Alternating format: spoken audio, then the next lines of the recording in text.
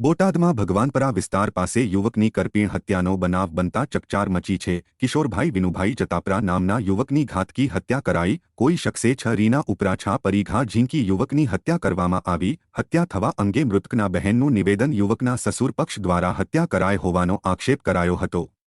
યુવકની પત્ની ઘણા સમયથી રિસામણે હોવાના કારણે પત્નીના પરિવાર સાથે વારંવાર ઝઘડો થતો હોય। મૃતક યુવકના સસરા સાસુ શાળા સહિતના તમામને અટકાયત નહીં થાય ત્યાં સુધી મૃતદેહ સ્વીકારવાનો ઇનકાર કરાયો। યુવકના મૃતદેહને બોટાદની સરકારી હોસ્પિટલમાં પીએમ અર્થે ખસેડવામાં આવ્યો છે।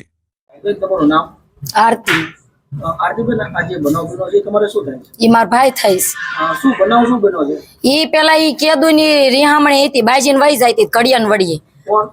ઈની વહુ કડિયા વડીએ વઈ જાય તી ઈને તેડવા જાતો તો ને આવતી નહોતી એટલે ઈને બાપાએ આને મારી નાખ્યો। કોણ કોણ વ્યક્તિ છે? કોણ શું નામ છે? ઉર્વી પછી હાદુ ધર્મેશ અને ખુશી એ આને શું થાય છે? ઈને હાહુ ને હારા અને ઈને વહુ અને ઈને ભાઈ। શું કારણોસર એને માર્યો છે? ઈને આ તેડવા ગયો તો એમાં અગાઉની માથાકૂટ છે? અગાઉની કાંઈ નહોતી બસ ઈ તેડવા જાતો તો એને આવવું નતું। બનાવ ક્યારે બન્યો? બનાવ તો હું આમ બાર ગામ ગઈ હતી આવી ત્યાં મને ફોન આવ્યો કે એને આવો બનાવ બની ગયો 6 વાગે બન્યો હશે। તમારી માંગ શું છે? હે તમારી માંગ શું છે? મારે એના શારે લાવો ત્યાં સુધી નાથી લેવાનું થતો નથી મારે અને શારે ને અહીંયા પૂરવાના છે ને પછી હું લેવાની ત્યાં સુધી લાસ્ટ લેવાની નથી।